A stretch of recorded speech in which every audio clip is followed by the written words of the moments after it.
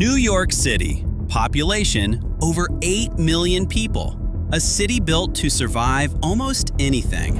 Terror attacks, blackouts, hurricanes, economic collapse. But there is one disaster New York was never built for. And if it happens, millions may have less than 30 minutes to escape. Because somewhere deep in the Atlantic Ocean, a wall of water is already moving toward the city. Not a normal wave, a 300-foot tsunami, powerful enough to drown subway systems, rip skyscrapers apart, and erase entire neighborhoods in minutes. This is what happens if a mega tsunami hits New York City. It sounds impossible. A tsunami in New York? Most people imagine tsunamis happening in places like Japan, Indonesia, or the Pacific Ocean. But the Atlantic has its own nightmares. Hidden beneath the ocean's surface are massive fault lines, unstable volcanoes, and underwater landslides capable of displacing entire sections of the seafloor. Far beneath the Atlantic Ocean, the Earth's crust is constantly shifting. One powerful underwater earthquake, one collapsing section of the seafloor, is all it could take to unleash a massive wall of water toward America's east coast. And if that wave reaches New York Harbor, the city may face a disaster unlike anything in modern American history. And the terrifying part is, New York may not see it coming until it's already too late. Tsunamis don't arrive like normal waves. As they move across deep ocean water, they can travel at the speed of a passenger jet, almost invisible from the surface. But the moment that energy reaches shallow coastal waters, the ocean begins to rise. Fast. Sirens start screaming across the city. Emergency alerts hit millions of phones. And somewhere in Lower Manhattan, people are still walking to work, completely unaware of what's about to hit them. At first, nothing feels wrong. Traffic still fills the streets. Ferries continue crossing the harbor. Tourists crowd Times Square. But along the shoreline, something strange begins to happen. The water starts pulling away from the coast. Boats tilt sideways. Harbor floors become visible. Then suddenly, the entire harbor goes silent. No crashing waves, no moving water, just an unnatural emptiness stretching far beyond the shoreline. And out in the distance, something begins rising above the horizon. Not a wave people can surf, a moving wall of black water, taller than buildings, wider than entire city blocks, and it's heading straight toward Manhattan. Within seconds, panic spreads across the city. Drivers abandon their cars. Subway stations begin shutting down. Emergency broadcasts interrupt every screen in New York. But for millions of people, there is nowhere to run. Manhattan is an island. Bridges instantly choke with traffic. Tunnel entrances flood with trapped vehicles. Helicopters fill the skies above the city. And down at the shoreline, the first impact hits.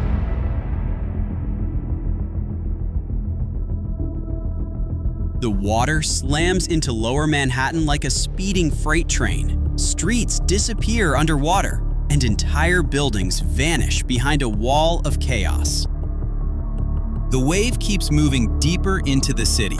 Water crashes through storefronts, underground parking lots, train tunnels, and subway entrances.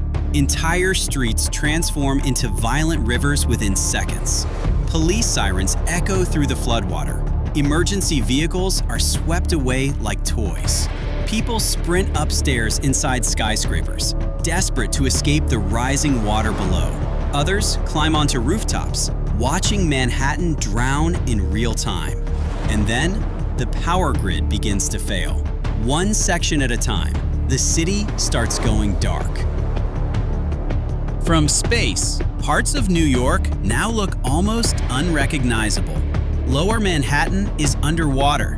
Smoke rises from flooded electrical stations.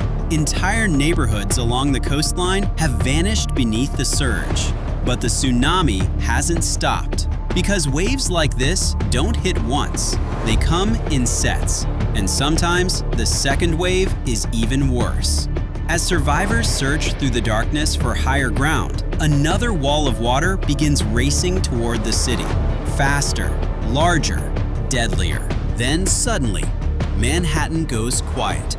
Not completely silent, but the kind of silence that feels wrong. No traffic, no subway rumble, no city noise.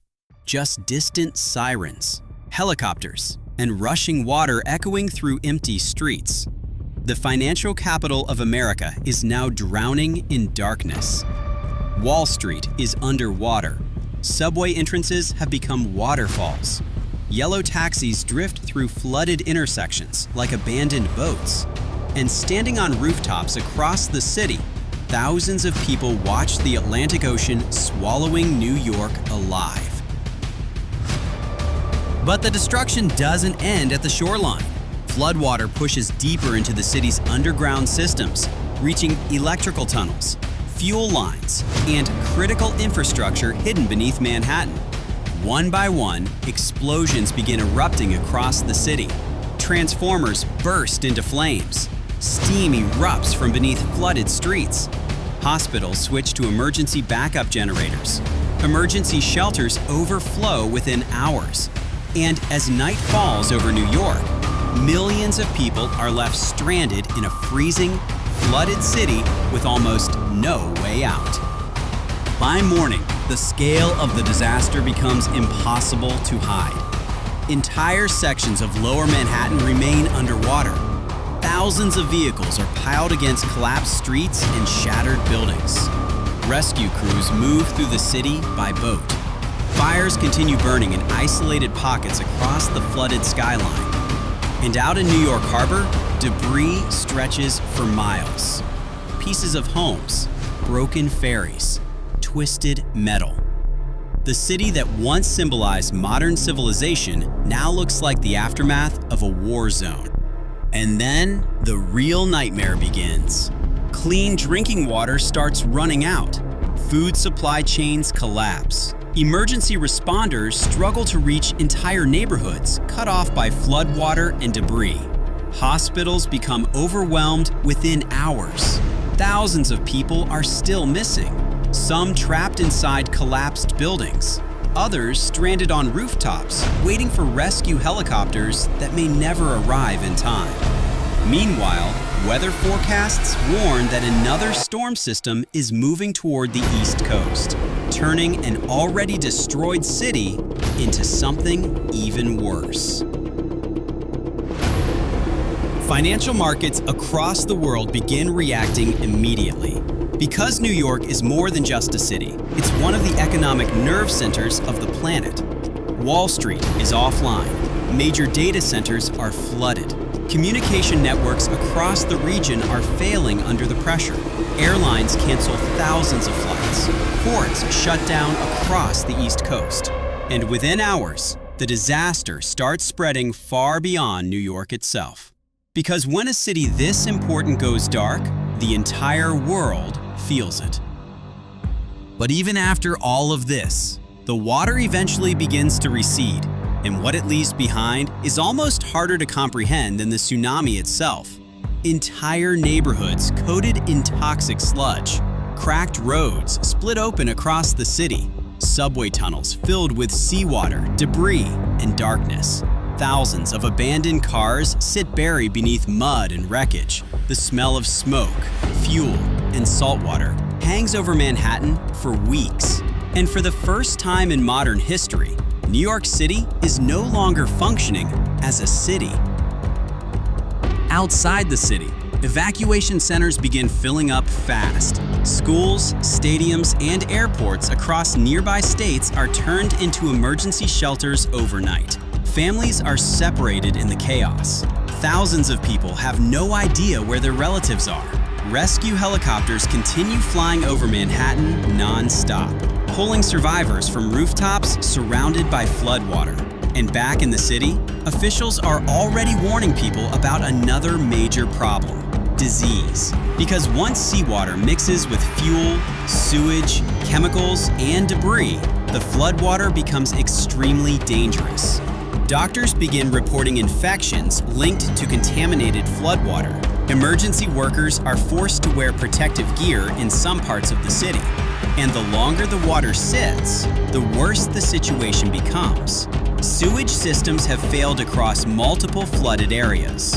Chemicals from damaged buildings and fuel lines continue leaking into the water. In some neighborhoods, the floodwater is now considered too dangerous to even walk through.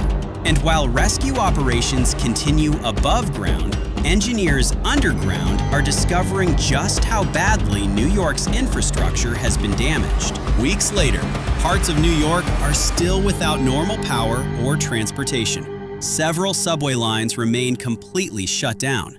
Saltwater damage has destroyed electrical systems beneath the city. Crews work around the clock, trying to pump millions of gallons of water out of tunnels and underground stations. But rebuilding a city like New York is not simple.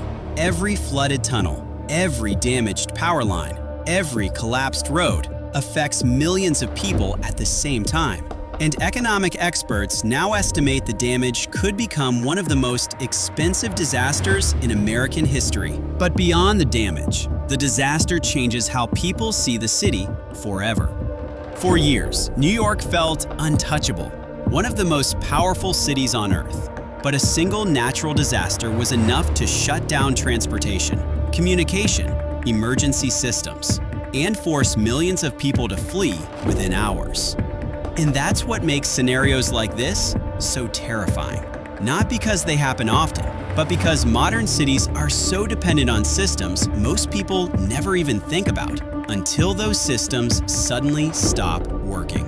And while a mega tsunami hitting New York is still considered extremely unlikely, the danger from coastal flooding is very real.